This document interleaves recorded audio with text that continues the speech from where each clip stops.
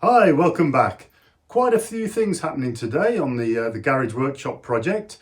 We're going to go up there now and we're going to try and close in the front of the garage. That means put a bit of house wrap up there, get the garage trim because we've just received that. So we can put the drip edge on and the sides trim pieces. And we've got to get the electrics in as well, because before we can install the garage, we need some sort of power up there so we can turn round the roller door. And introduction to French electrics. I bought the biggest book I could to get all the standards and all the rules, etc. Because we're starting to put the electrics, the first fix electrics into the garage for the garage door. And then, as you saw in the last video, spring is upon us, even though it's pretty chilly still here and lots of rain. But hopefully this week we've got a sunny day and we've got to get on top of that grass. It is getting huge. So before it gets too long, we'll get the tractor out. First time this year. Right, we'll be getting on with it. See you up there. Hi, we're Ian and Julie. Follow us on our tiny homestead and our debt-free project of a lifetime, the building of our shipping container home here in the Pyrenees, and all of this alongside our full-time jobs.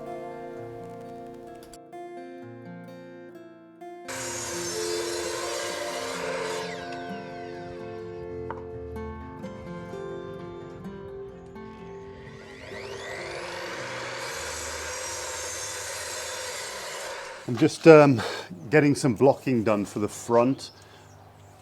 I'm not sure that it's going to work very well, but I'm going to try it anyway. So these are going to jut out the front onto the gable end, and I'm going to place my end plate fascia board coming down here, but it's every 1.5 meters or so, so I'm not sure whether it might be warping, but I'll see. I'm going to do it. So I've done my tester, it's all worked, so I'm just going to put all these measurements onto these other blocks. I've only got a couple, we need to go and get some more for the back, but I've got enough for the front. So it is 60 from the front.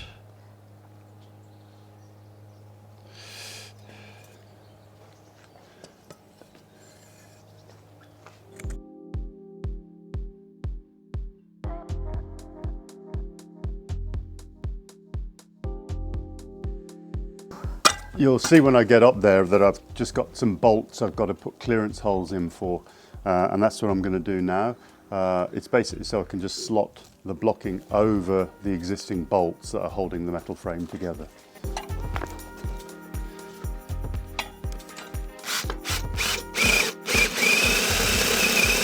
While Ian's been doing his wooden forms on this end of the garage, I've been up here on the bank and I've cleared out all the soil from the stones. Well, not all the stones. I'm working my way slowly along because he doesn't know.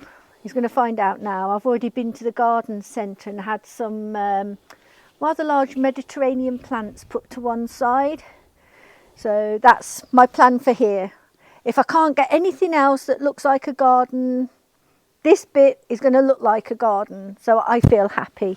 But the plan is this all along the front here is these big boulders, and it's a joint boundary line between us and the mayor of the village. So the plan is we're going to have a little chat with her, and she's already made noises to say that she's happy to do this, but we want to do a concrete form on the top of this wall and block work to form a wall the whole way along, and then yeah, hopefully that will happen. So in the meantime I'm clearing these rocks out, and I'm not quite sure whether I should put this sandy coloured cement mixture between the stones and then leave little gaps for some plants. I'm not sure what to do with them to finish them off, so any suggestions, I'm open to them.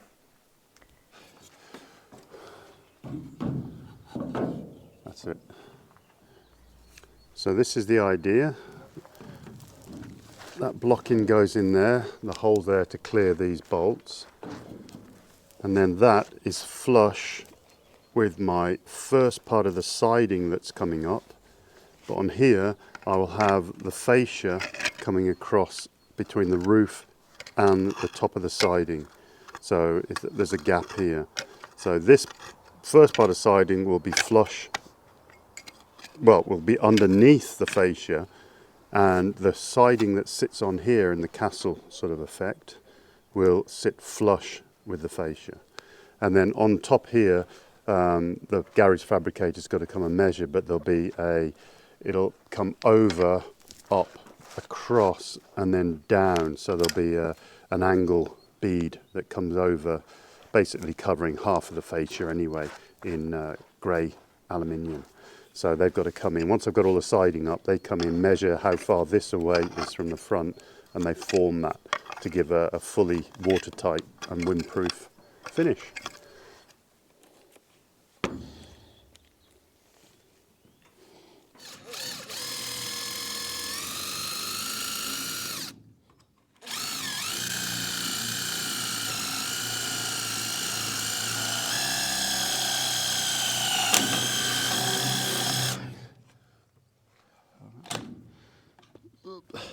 These are self-tapping screws. There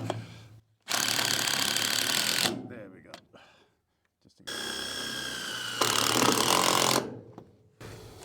That's a tough one. So, I know it's screwing into end grain, but I don't really have much choice. We'll see. It's all trial and error.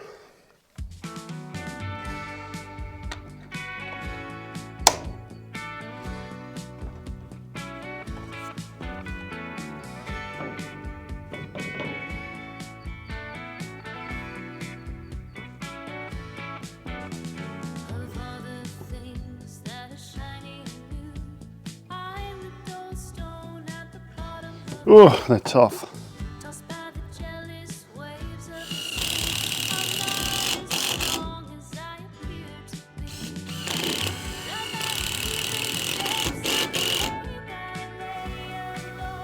Yeah, it's just had to drill a pilot hole because this one doesn't want to go in. It might be a screw, right? Get rid of that screw. Change it around.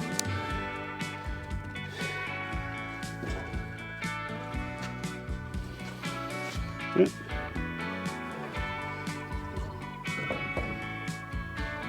Alright, here we go again.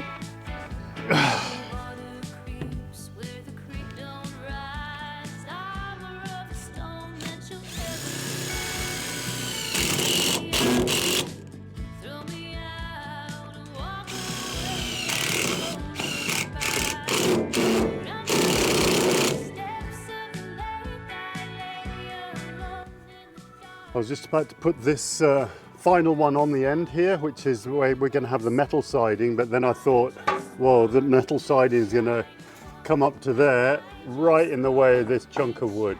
So I've just scribed in a line. I'll cut this at an angle, so when we put on the metal siding, this won't interfere with it. But there's so many little things. If you don't think about it, it could screw you up later. Right, I just took off the corner. Don't look at it very closely, it's not brilliant.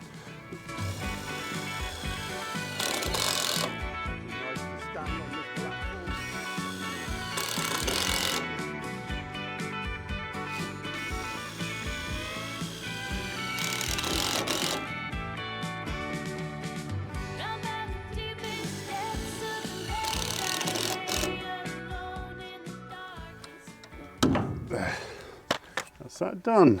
Another task done. What time is it? These little dogs have been here all day with us, and they know when it's 5 to 6 of an evening, it's supper time. Sups! Is it supper time, Floki? What is it? What is it? Where do you want to go? Is it home time?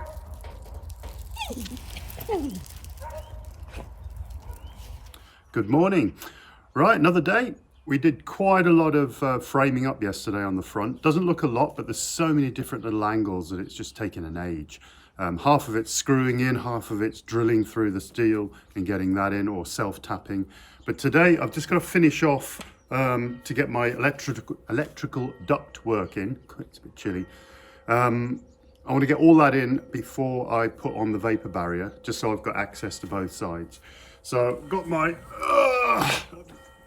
drill.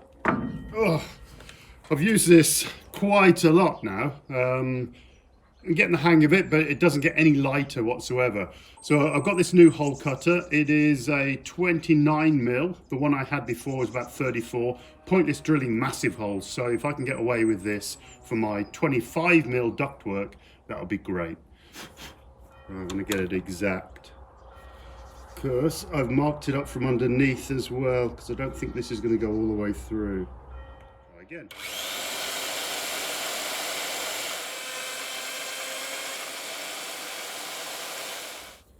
That went all right. Now to put him underneath, turn him upside down, get my finger on the magnet.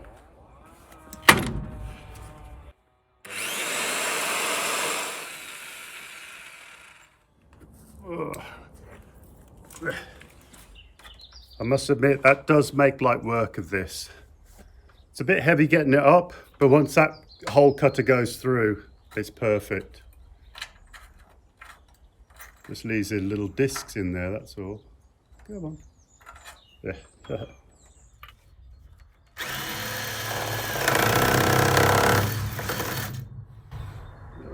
Just hitting the screws. That's a trouble.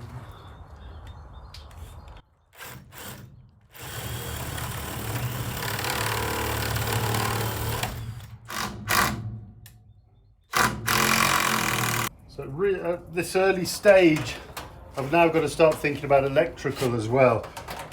So putting in junction boxes, drilling through the framing for the ductwork, because in France, all cables have to be in a duct. I'll show it you now. I've got a little piece here.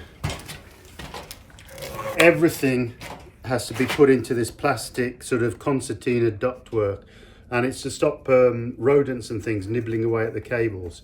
So it is such a pain. You can buy it they call it pre-filled with the cables, but we just buy this empty, and then whatever cables we need to go through, we put through. So I'm just drilling everything now, ready for those, and then I can bring this one I'm doing here is for a automatic light and camera, one of the Ring cameras. So that's going to fit on the outside, of course, but cables will come in here, and at least I can get to them once this is OSB'd here. Yeah, so right, just centering him up. Might take this one out the bottom to keep him flat. Yeah, that's nice.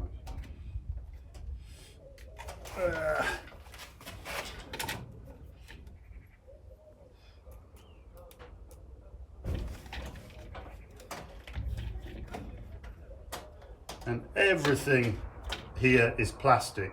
So it's not like the US where all the boxes seem to be metal and things like that. It's all plastic. And now this is going to be ductwork to the outside.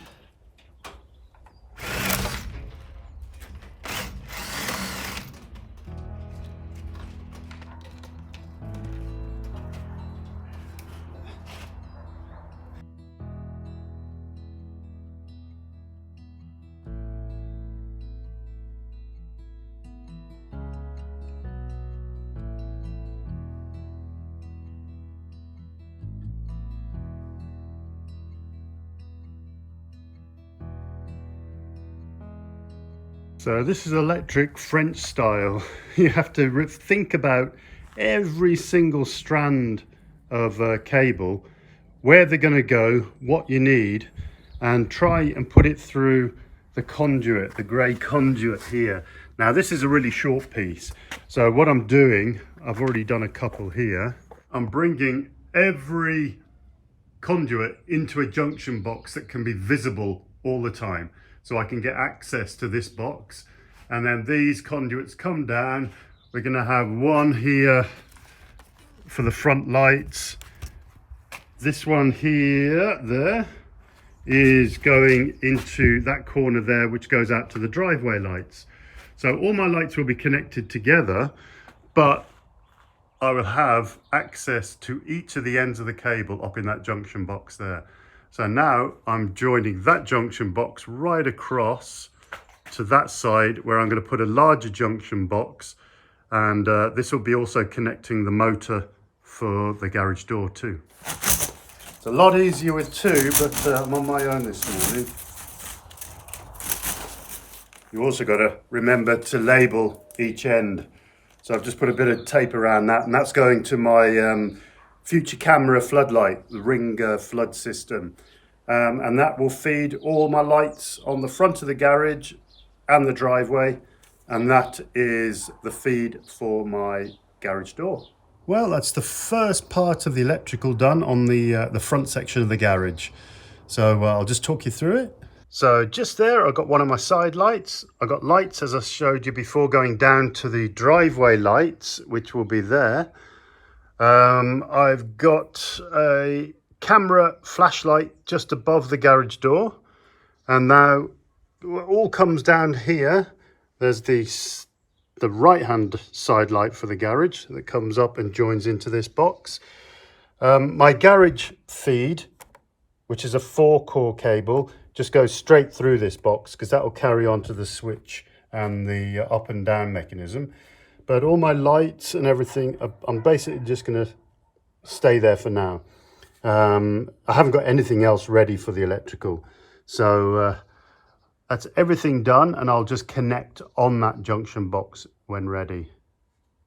Now Julie's back. It's a good opportunity. We're starting to put the house wrap on, which in France, all they use is the same stuff as the roof. We don't actually have house wrap because timber frame buildings and things are very rare here. So they do it, but this was from our local builder suppliers. It's a waterproof roof barrier, and we're just going to staple it all on to the wooden struts, and we're starting to close it in.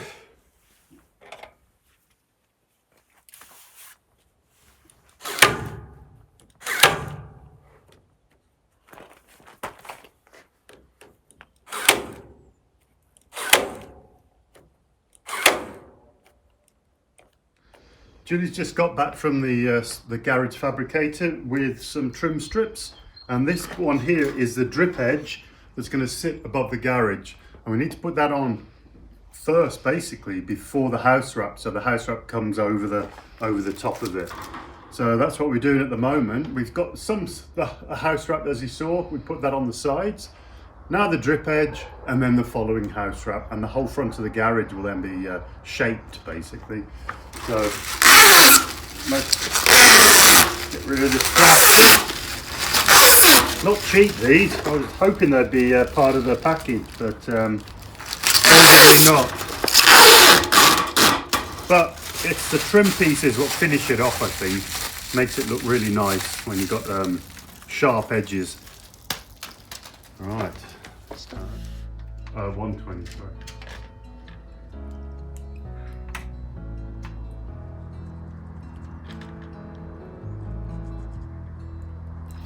That's the centre.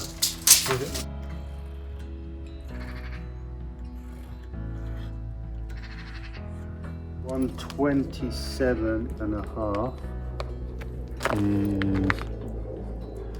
there.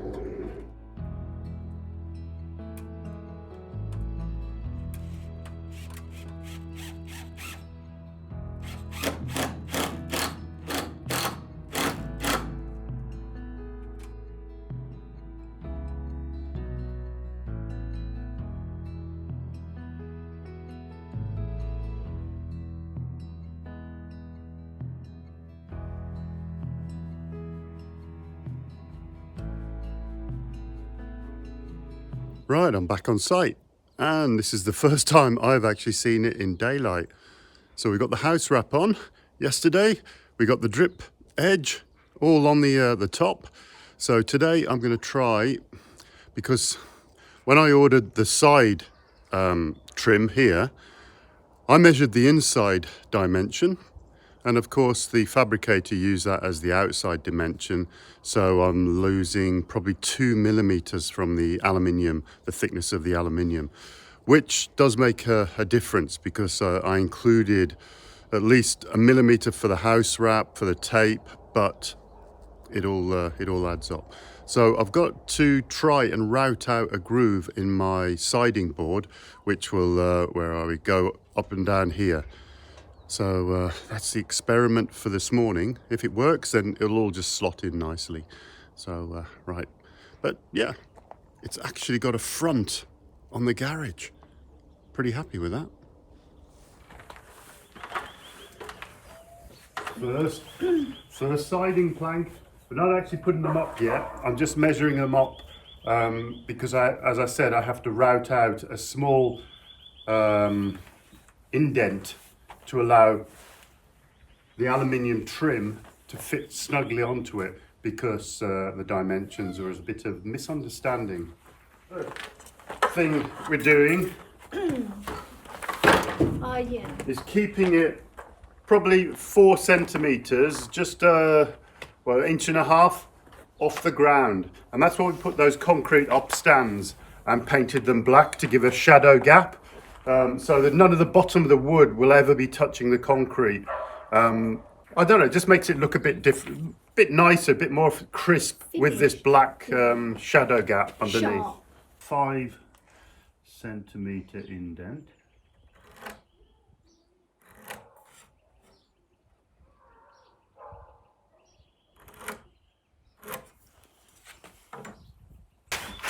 So I'm just going to mark up down 4.8 all the way down. I could chalk line it, but I don't want all the chalk mess, because these boards, although they've got a couple more coats to go on, they are finished, pre-finished boards by Julie, and I don't think she'd want all blue chalk lines all over it, especially right on the front, just in case it's stained. Now to place a straight edge.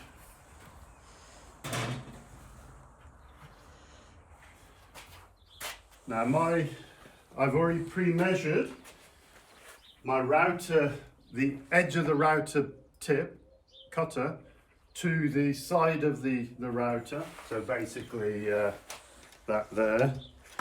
Now I know that's 37. 37 plus my 48 indent is 85. So I'm going to set my square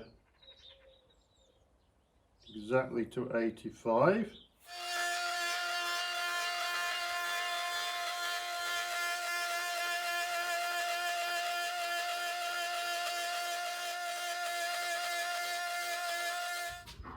And now the last little bit is just to cut around the drip edge.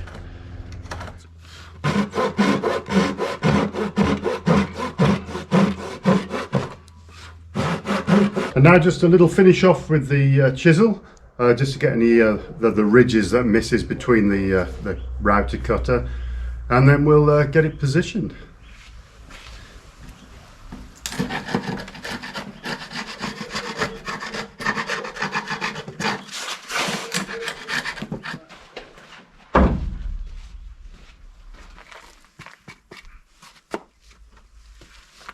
That fits quite nice around the drip edge. Now I'm going to get the trim piece here to see if it just slides on. And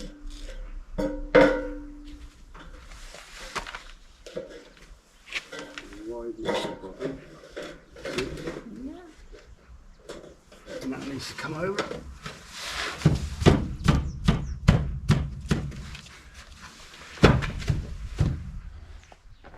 So that's worked quite nice. So I've routed that in. So this has still got this plastic on, so it's all got to come off again. But that's a nice line all the way up, and above the drip edge, it just carries on. So it looks like it's all one. I'm pretty pleased with how that's come out. And that's nice and flush, or near enough flush now, so we haven't got this edge twangable there. You can't get your finger in. Yeah, happy with that. So they're all in place, so we've got to take them all down. Julie's got to put some varnish and things into it, and we'll carry on with the boards. But first of all, I really want to get this door installed to get it out of the garage so people can't steal it. So we've got more room, and it'll give us a bit more security with all this stuff in here. Right, it's the first proper cut of the spring. As you can see, it's quite long. We've been cutting this little section around the garage.